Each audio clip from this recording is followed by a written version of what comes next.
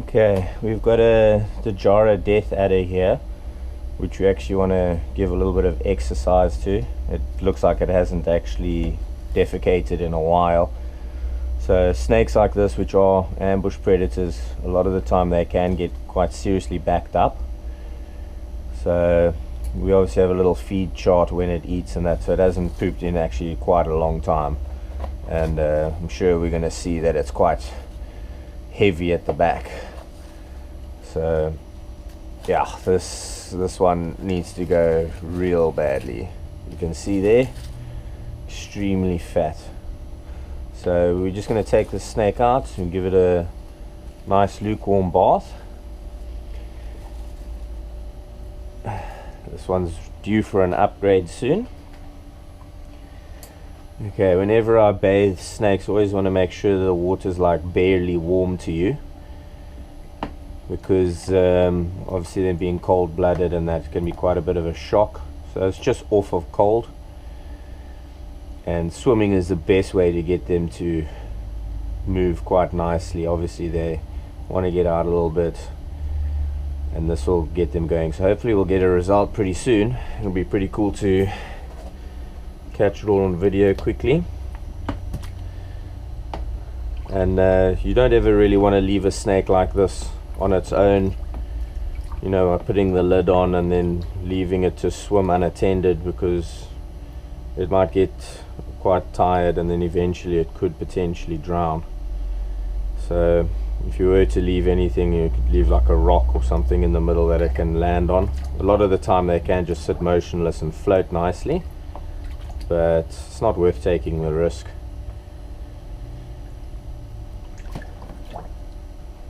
Alright, come on, just keep swimming.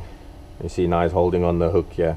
Oh, there's a little mouth gaping there. It's like not too happy maybe, but we need this to happen, because if the snake doesn't poop, then everything can go pretty hard to get a blockage, and that can cause massive problems, even death.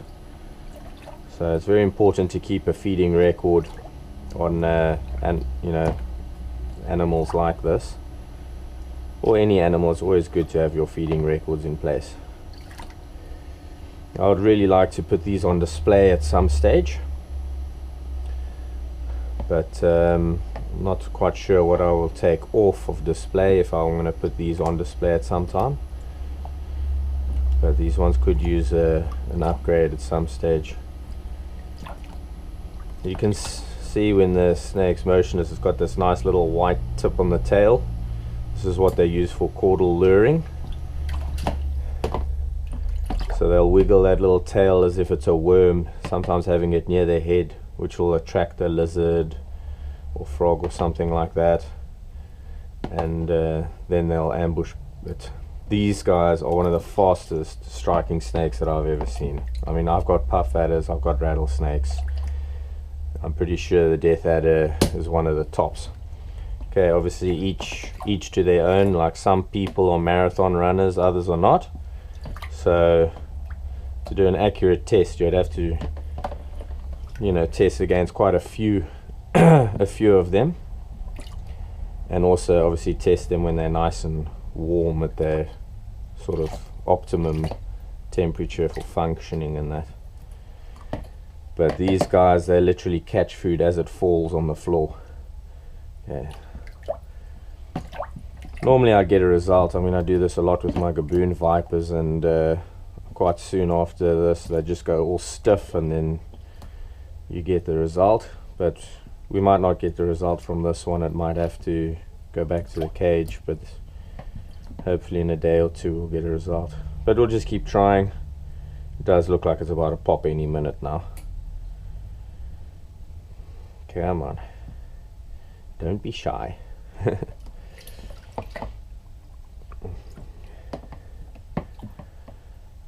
So these guys actually fall in the same class as the cobras and the elapids.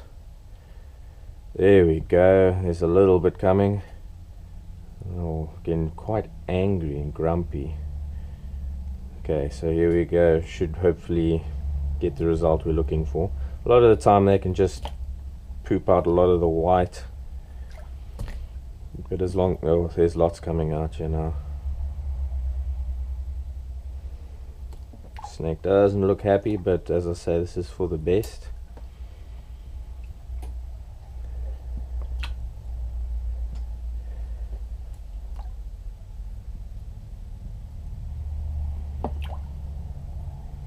Okay, so I'm pretty sure there's still more. Every time it's moving, there's some coming now.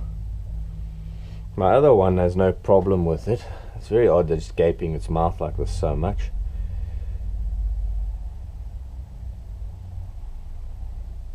It's okay, girl.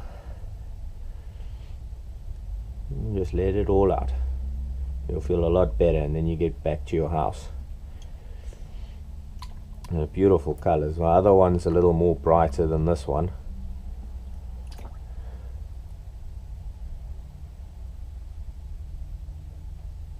Very funny for it to be gaping at like this so much.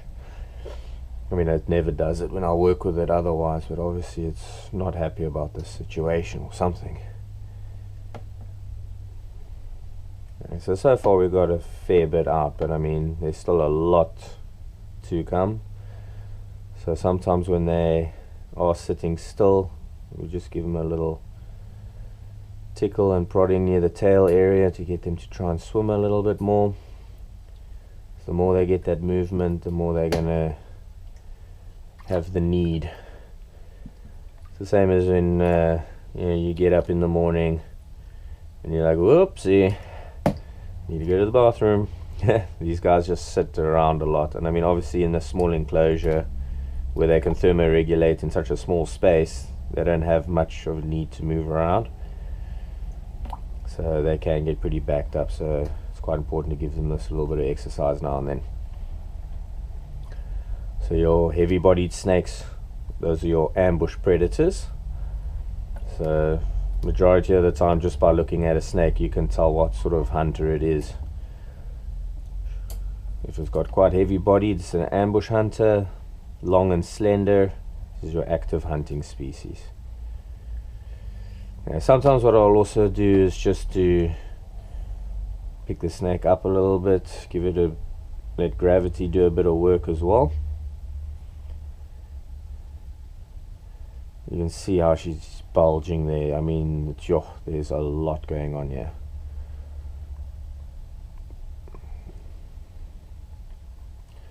There's a good couple meals that need to come out.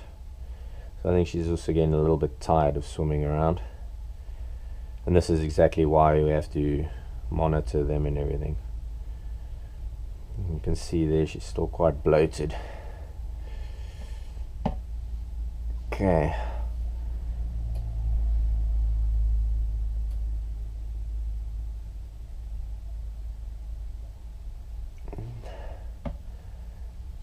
Alright, so I don't know if we're going to get the rest of the result now. Maybe just give her a little bit of a break and then try her again. But yeah, very good way to get them to actually poop out all the mess, just to swim them like this. Okay, just as I was about to take her out, see this way we're doing with the gravity. She's gone very limp. She's obviously just thinking now about pooping. But sure, I haven't seen her this heavily backed up in a long time. The other one poops quite nicely. She had a little bit of a blockage there, I think. You don't ever want to squeeze them tight. And obviously being a death adder, this is you know, you got to be careful about getting hands on. But you can see there, she's, whoopsie, oh, she looks tired. There we go. Come on, girl. You're gonna feel a hell of a lot better after this. This is a massive poop needed, yeah. So if this carried on any longer, this could have been quite a big problem. But my other one poops quite regularly. It's just this one, she tends to keep it in for ages. I'm sure she's still got more for us there. But there we go. See the end result, it does work. Okay, so it's a week later, and we want to see if she's hungry for a meal now after she's emptied herself. Oh, that was quick, but she missed. It doesn't normally miss. There we go. These are one of the fastest striking snakes in the world for sure. That wasn't a very good feeding response, but at least she is eating. Sometimes I've even had it where I throw the food, and as it bounces in front of them, they catch it on the bounce. Very, very fast striking snakes. So again, we're just going to watch how many feeds she has and that she is pooping properly, because she was extremely backed up there last time. But as you can see, she's doing well, happy and healthy.